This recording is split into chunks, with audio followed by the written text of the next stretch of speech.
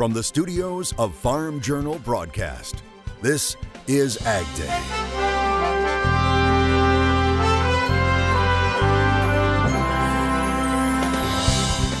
Coming up on AgDay, a new product is about to hit the market from Impossible Foods.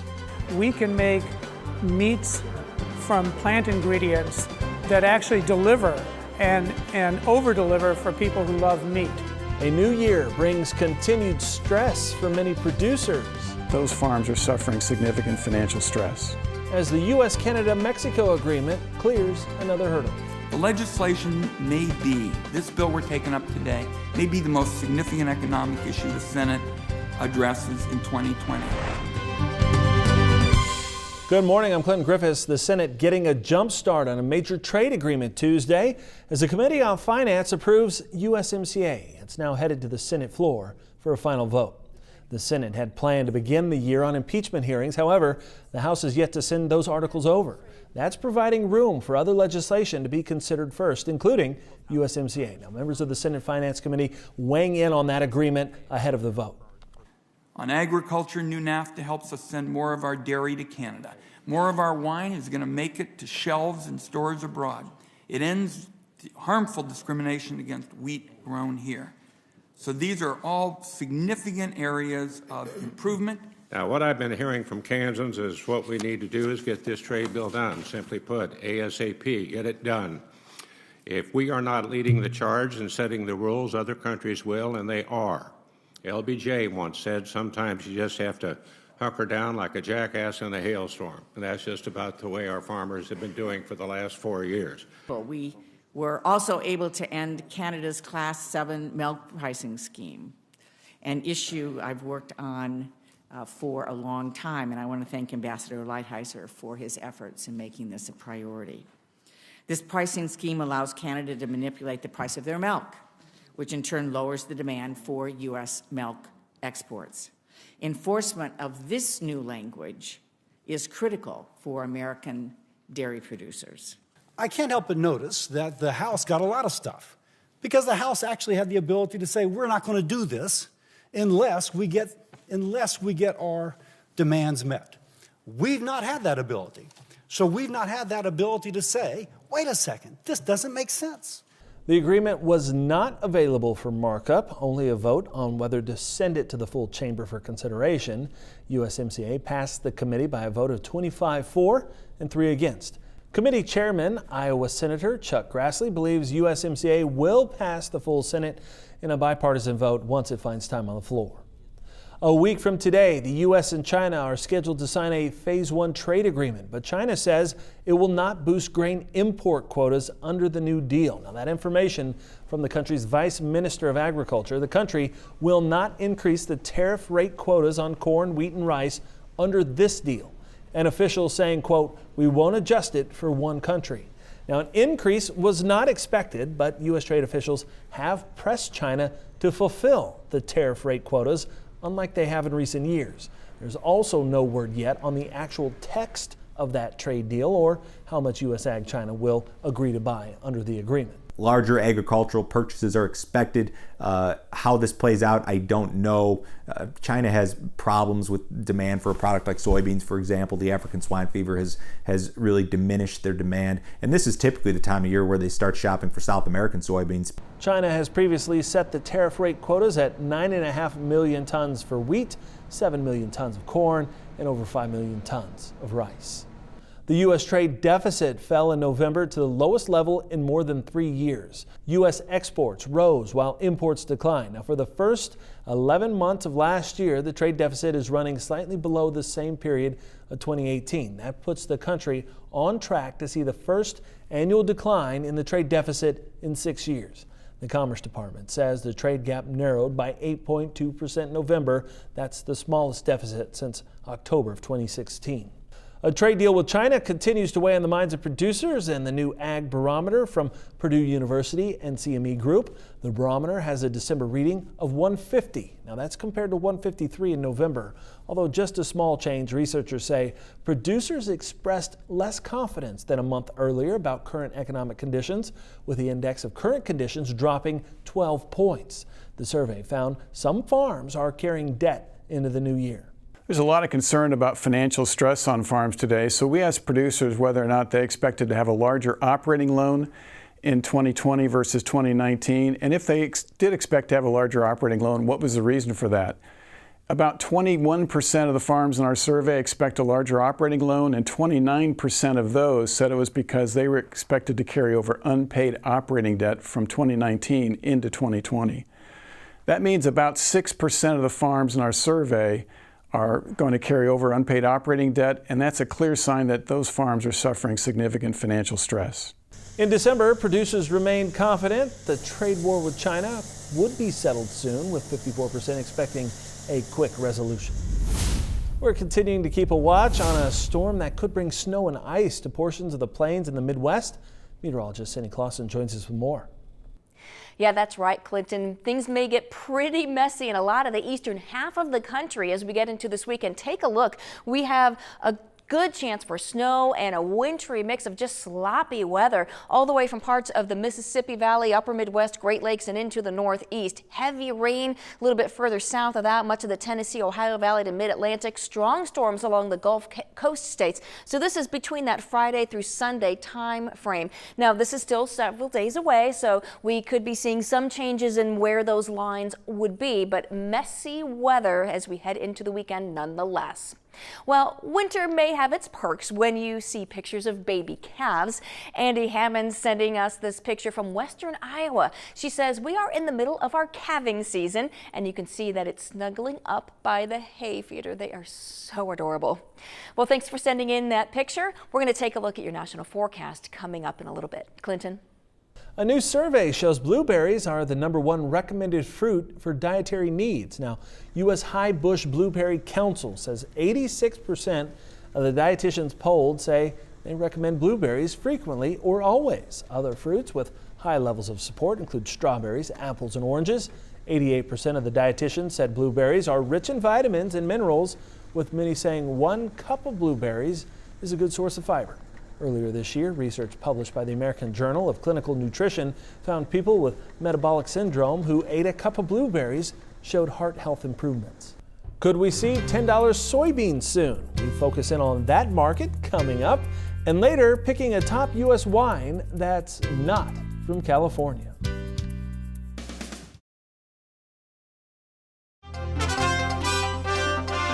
Cargill is releasing its results for the fiscal 2020 second quarter. It's reporting adjusted operating earnings were up 19% from last year. It says the rise is thanks to increases in its animal nutrition and protein sector and in industrial and financial services. Now, the company also reporting net earnings rose 61%. It says some of the regional origination and processing businesses continue to be impacted by trade uncertainty and weather issues, especially here in North America. Joining us here in studio today, we have Chris Robinson. He's with TJM Institutional Services, and thank you for joining us. Let's talk about the soybean market, because here at the end of 2019, start of 2020, boy, there's been a little bit of strengthening here, and I think folks are excited about that.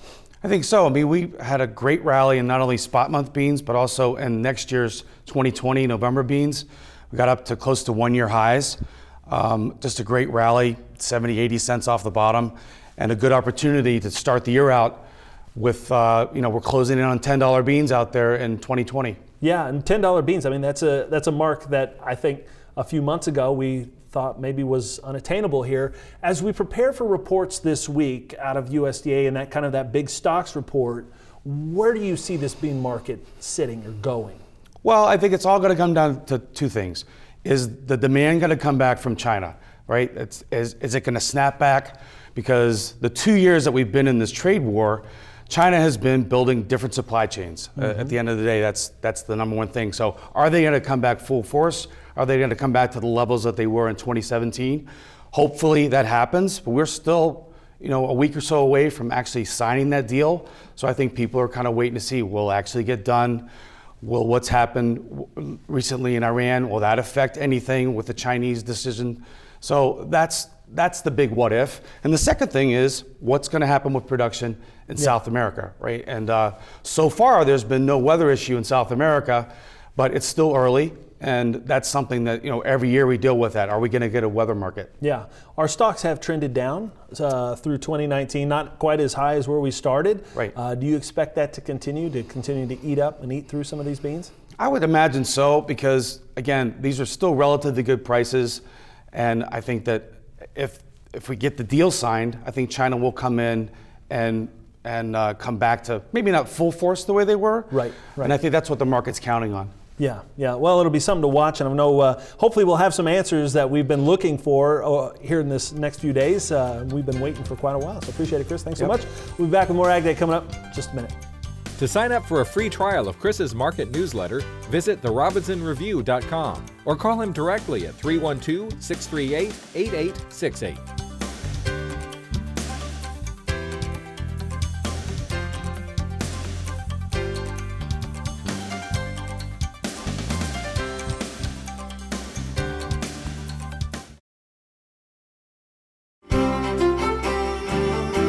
Already exhausted firefighters are racing to shore up defenses against Australia's wildfires before higher temperatures return in a few days. Cooler weather and some rain gave firefighters a bit of a reprieve earlier this week. But after Australia's hottest and driest year on record, the rain wasn't enough to dampen fire risks. The first hints of the financial toll from the disaster are emerging, with officials saying the estimated damage has already reached $485 million. That's probably going to be on the low end, I'm guessing. Those fires are just unbelievable. It's so heartbreaking to hear the stories coming out of there, what people are going through, and the massive loss of wildlife as well. Wildlife and livestock and animals, absolutely. So, our hearts go out to them, and hopefully they see a change in this pattern so that they can get some good relief. Well, as we take a look at our forecast as we head through the day today, it's really going to be the northeast and northwest that will see the travel troubles. We have not only a couple of low pressures that are going to be affecting the northeastern United States with some scattered snow showers there, but there's going to be a little more moisture out in the west, so rain and higher elevation snow in a lot of the northwestern states. And we'll have another system that's going to be approaching that area as well. Heading through the day, snow continues in the northeastern United States, pretty dry in the south, but that's going to change as we get into the next couple of days, as we talked about earlier in the show. Scattered snows in parts of the northwest, but there comes that second low that's going to bring us some more moisture, especially to Oregon and northern California.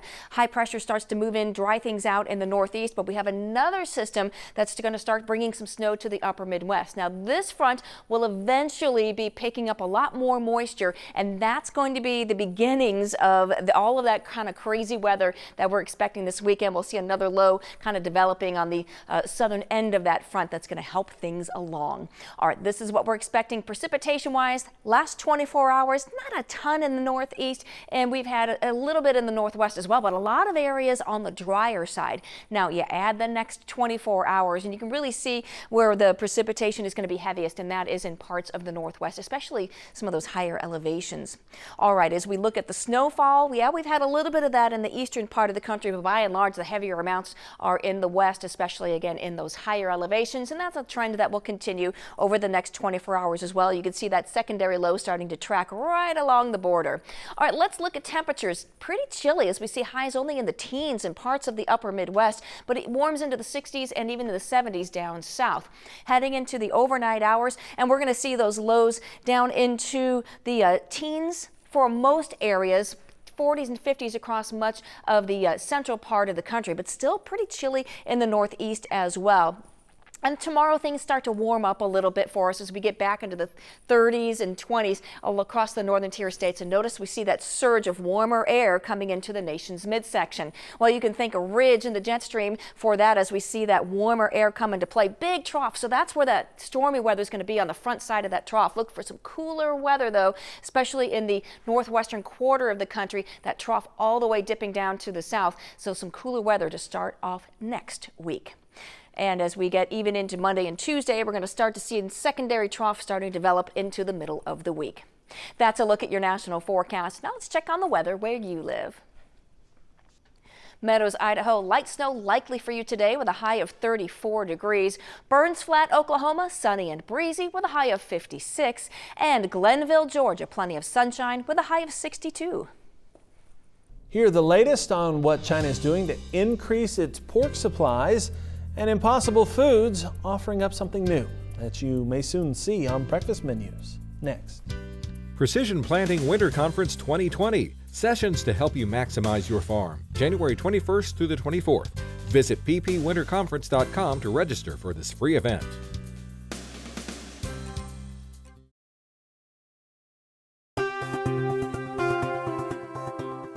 The pork industry getting a new competitor. California-based Impossible Foods unveiling its Impossible Pork and Impossible Sausage at the CES Gadget Show in Las Vegas. Like the burger, Impossible's pork and sausage are made from soy but mimic the taste and texture of ground meat. Impossible gets its protein that gives meat its flavor and texture from the roots of soy plants. Now, to make the protein in high volume, it inserts the DNA from soy into yeast and ferments it. Impossible tweaked other ingredients to mimic pork's springy texture and mild flavor. For the sausage, it added spices. A large reason why people were not thinking about this is that the foods that existed, the plant-based foods that were intended to replace meat, pretty much sucked as meat, okay? No one was trying. They were products that were targeted to vegans and vegetarians who weren't interested in meat. What's changed is the realization that if we try, we can make meats from plant ingredients that actually deliver and over-deliver for people who love meat. The Impossible Pork will be rolled out to restaurants first. The company isn't yet saying when it will come to grocery stores. Now, Burger King will give consumers their first taste of Impossible Sausage.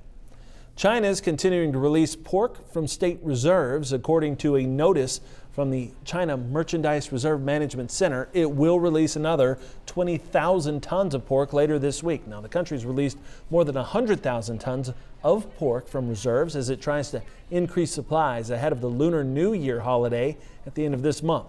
It has also stepped up imports of pork to make sure it has enough for what is typically a holiday where pork consumption peaks. Now, what state do you think of when it comes to winemaking? California, right? Well, they aren't the only wine-producing state, and a group of southern winemakers are out to prove that. Next in the country.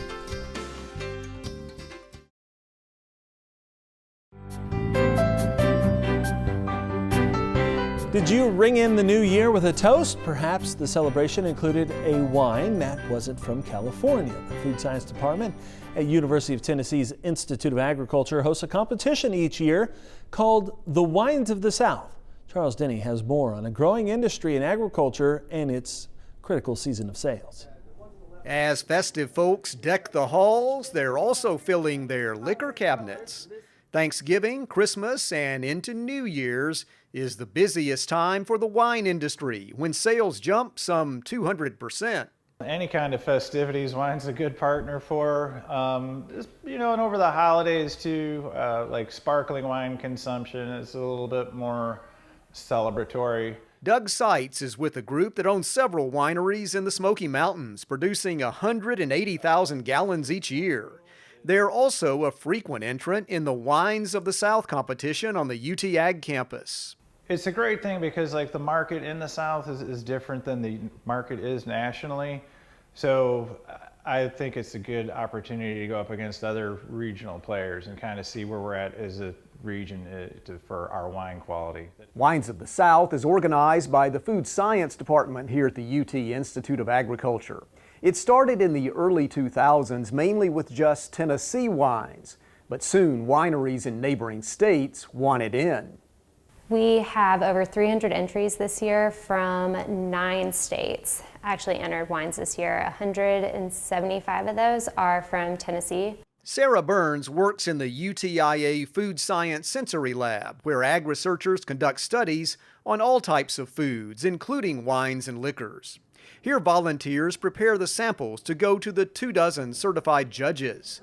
The judges are looking for how a wine looks, smells, and tastes. And we have Reds, whites, sparkling ciders is a new entry that we've done. This is only the second year that ciders are eligible.